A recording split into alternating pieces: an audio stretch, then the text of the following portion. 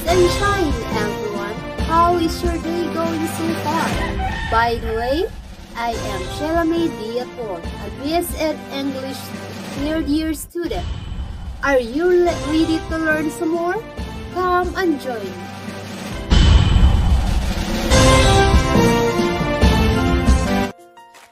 Welcome to Module 2, Lesson 2.4, Foundations of Curriculum.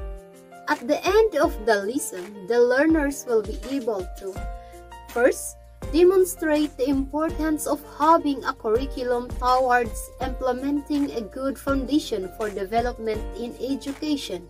Second, categorize the impacts of foundations for curriculum development. And the students will be able to justify the significant presence of foundations of curriculum in today's generations. In today's discussion, we're going to tackle on how the foundations of curriculum affects the development of education. How does this foundation play a significant role in today's curriculum?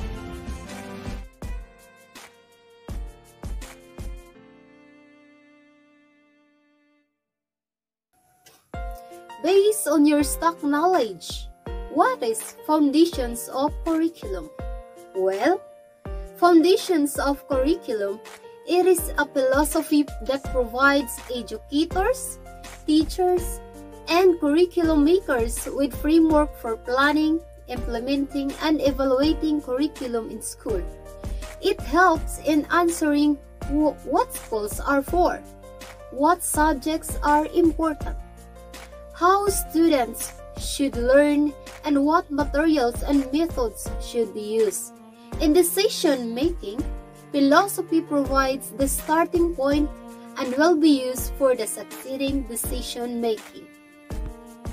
So what are the 4 major foundations of curriculum? Well, first, philosophical foundations. Second, historical foundations. Third, psychological foundations, and lastly, sociological foundations. How does these foundations help for better development in education? Now let's find philosophical foundations. How does philosophical foundations contributes in curriculum? Educators, teachers, educational planners, and policymakers must have a philosophy or strong belief about education and schooling and the kind of curriculum in the teachers, classrooms, or learning environments. Philosophy of the curriculum answers questions like, what are schools for? What are subjects important? How should students learn? What methods should be used? What outcomes should be achieved and why? Various activities in school are influenced in one way or another by a philosophy, John Dewey, that influenced the use of learning by doing. He being a pragmatist or to an essentialist, he focused on the fundamentals of reading, writing, and arithmetic, which are the essential subjects in the curriculum. There are 4 philosophies in education being illustrated by Ornstein and Hankins in 2004. The first one is perennialism. Second, essentialism. Third, progressivism. And lastly, the reconstructionism. How does these philosophies in education contributes to the foundations of curriculum? What is perennialism? Aim of education: to educate the rational person and to cultivate intellect. Role of education: teachers assist students to think with reason, like critical thinking, and it's supported by the HATS, or high-order thinking skills, is a concept popular in American education reform. It distinguishes critical thinking skills from low-order learning outcomes. HATS, or high-order thinking, includes synthesizing, analyzing, reasoning, comprehending, application, and evaluation. Focus in curriculum. The focus in the curriculum is classical subjects, literary analysis, and considers curriculum as constant. Curriculum trends. Use of Greek books like Bible, Quran, classics, and the literal arts. Essentialism. Aim of education: to promote intellectual growth of learners to become competent. Role of education: teachers are sole authorities in the subject area. Focus in curriculum. Essential skills of the 3 R's, which are reduce, reuse, and recycle. And essential subjects like English, science, history, math, and foreign language. Curriculum trends. Back to basics. Excellence in education and cultural literacy. What is progressivism? Aim of education: to promote democratic social living. Role of education: teacher leads for growth and development of lifelong learners. Focus in the curriculum: interdisciplinary, integrative, and interactive subjects, and learner-centered outcome-based. Curriculum trends: equal opportunities for all, contextualizes curriculum humanistic education. Lastly, Reconstructionism. How does Reconstructionism contributes in the foundations of curriculum? Aim of education: to improve and reconstruct society. Education for change. Role of education: teacher acts as agent of change and reforms. Focus in curriculum: present and future educational landscape. Curriculum trends: school and curricular reform, global education, collaboration and convergence, and having the standards of competences. Thus, educational philosophy lays the strong foundation of any curriculum.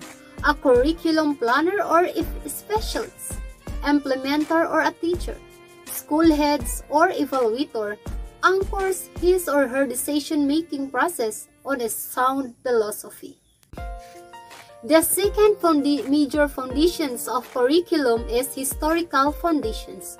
How does historical foundations help contribute to the development of education in today's generation?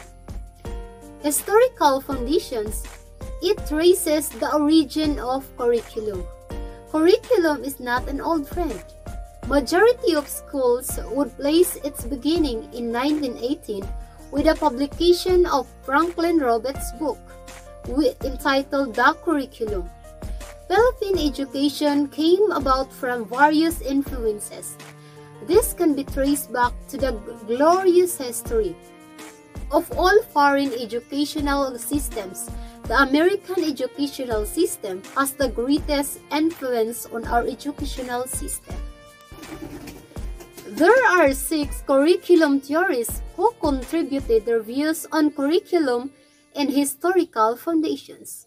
Who are those? The first one is Franklin Babbitt on 1876 to 1956. He presented that curriculum as a science that emphasizes in students' need. He believed that curriculum prepares learners for adult life, and he objects that activities should group together when tasks are classified. Second, Wherry Charters on 1875 to 1952. He considered curriculum also as science which is based on students' needs, and the teachers plan the activities. That objectives and activities should match each other. Subject matter or constant relates to objective. The third one is William Kilpatrick on 1871 to 1965. How does William Kilpatrick contribute in historical foundations? Well, he viewed curriculum as purposeful activities which are child-centered. The purpose of the curriculum is child development and growth. He introduced this project method where teacher and student plan the activities. Curriculum develops social relationships and small group instructions. The fourth one is Harold Rugg. On 1886 to 1960, he emphasized social studies in the curriculum and the teacher plans the classrooms in advance. The curriculum should develop the whole child. It is child-centered. The fifth one is Hollis Caswell on 1901 to 1989. He contributed in foundations of curriculum. He sees curriculum as organized around social functions of themes, organized knowledge and learners' interests. He believed that curriculum is a set of experiences. Subject matter is developed around social functions and learners' interests. Lastly, Ralph Tyler on 1902 to 1994. He believes that the curriculum is a science and an extension of school's philosophy based on students' need and interest. According to him, curriculum is always related to instruction. Subject matter is organized in terms of knowledge, skills, and values. That the education is to educate generalists and not specialists. So who are the 6 curriculum theorists in historical foundations who contributed their views in curriculum? We have Franklin Babbitt, Wherret Charters, William Kilpatrick, Harold Rugg, Hollis Caswell, and Ralph Tyler. Thus, the historical development shows the different changes in the purposes, principles, and content of the curriculum. The third major foundations of curriculum is psychological foundations. How does this contribute in development of education? Well, psychology provides basis for the teaching and learning process. It unifies elements of the learning process and some of the questions which can be addressed by psychological foundations. In psychological foundations, we have 3 major groups for learning theories. The first one is behavioral psychology, second, cognitive psychology, and lastly, the humanistic psychology. Behavioral psychology, what does it mean? What is the contributions of behavioral psychology in foundations of curriculum? Well, it considers that learning should be organized in order that students can experience success in the process of mastering the subject matter, and thus, method of teaching should be introduced in a step-by-step manner with proper sequencing of tasks. Behavioral psychology is the oldest of the groups that deals with various aspects of stimulus response, or HSR, and reinforcers. There are theories who contributed their ideas and principles in behavioral psychology, like connectionism by Edward Lee Thorndike, classical conditioning by Ivan Pavlov, operant conditioning by Various Frederick Skinner or B.F. Skinner, modeling and observation theory by Albert Bandura. Second, cognitive psychology.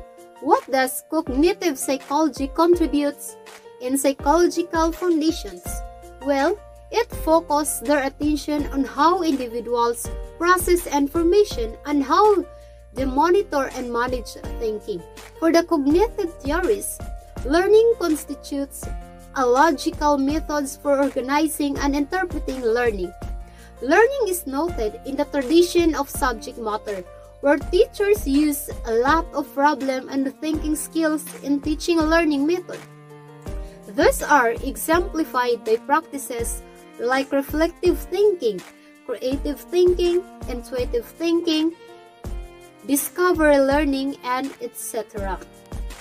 To support with, there are various contributions, theories, and studies in cognitive psychology, such as Cognitive Development Stage by Jean Piaget, Classical Conditioning by Levi Vygotsky, Multiple Intelligence by Howard Gardner, Learning Styles by Felder and Silverman, and Emotional Intelligence by Pansel Goldman. Lastly, the humanistic psychology. How does humanistic psychology support psychological foundations? Well, humanistic psychology concerned with how learners can develop their human potential based on Gestalt psychology, where learning can be experienced in terms of the wholeness of the problem and where the environment is changing and the learner is continuously recognizing his or her perceptions. There are various theories that supports the humanistic psychology. We have Gestalt theory that states human beings do not respond to isolated stimuli but to an organization or pattern of stimuli. Self-actualization theory by Abraham Maslow, Non-directive and therapeutic learning by Carl Rogers. So what are those three major learning theories in psychological foundations? We have behavioral psychology, cognitive psychology, and humanistic psychology. The psychological foundation is a curriculum that concerned with the process, not the products. Personal needs, not the subject matter, psychological meaning, and environmental situations. The fourth major foundations of curriculum is sociological foundations. How does sociological foundations help improve the learning process of the students? How does this affect in the development of education? But before that, we recognize first sociology. The Latin word socius means social or being with others, while the Greek word logos means society. Therefore, the term sociology basically means the study of social beings. The social foundations, it studies human behavior in groups, social structure and social phenomena, and different forms of human interrelations. Sociological foundations. It issues from society including groups and institutions in the culture and their contributions to education. It refers to issues from society that have an influence on curriculum. There are many aspects of the society that need consideration in curriculum making. This includes first, changes owning in societal structures, transmission of culture, social problems and issues for curriculum, and economic issues. Education and society. What is the role of education in society, and how does society impacts education? Education exists within the social context. Societal culture affects and shapes schools and their curricula. The relationship of curriculum and society is natural and encompassing. Hence, to be relevant, the curricula should reflect and preserve the north culture of society and its aspirations. At the same time, society should also imbibe the changes brought about by the formal institutions, which are called schools. How does sociological foundations brought to education? How does it affect to the aims of education? The aims of education in sociological foundation is develop of social feelings and qualities, develop a socially efficient individual, improvement of vocational efficiency, use of leisure time and develop of healthy recreational pursuits, transmission of social heritage, diffusion of none and more knowledge, development of constructive and creative outlook of the individual, and lastly, education for social service, social efficiency, emotional integration, rational unity, and patriotism. So, what are the curriculum in psychological foundations? First, it is based on conditions. problems, and needs of society. Second, an agent for transmission of basic values of culture. It prepares the child for global and world society, flexible and changeable for the effective realization of socially determined objectives, lead to the development of genuine we-feeling of a group having a spirit of social interaction. How does methods of teaching contribute in psychological foundations? It enables child to acquire skills and knowledge needed, develop a capacity for social adjustment, develop problem solving and constructive thinking, and socialize techniques, project and growth methods. Teacher as an agent of change plays a significant role in psychological foundations, wherein they are the destiny of the nation to shape in classrooms by teachers, be expressed to the concept of freedom, dignity of the individual rights, and duties so as to transmit the same to the younger generation, expected to possess right attitude of social behavior and remain above casteism and regionalism. How does sociological foundations impact to the totality of the teaching-learning process? Well, in considering the sociological foundations of the curriculum, we must recognize that schools are only one of the many institutions that educate society, right? However, schools are formal institutions that address more complex and interrelated societies in the world. To sum it up, education takes place in society. Education is essentially a social process.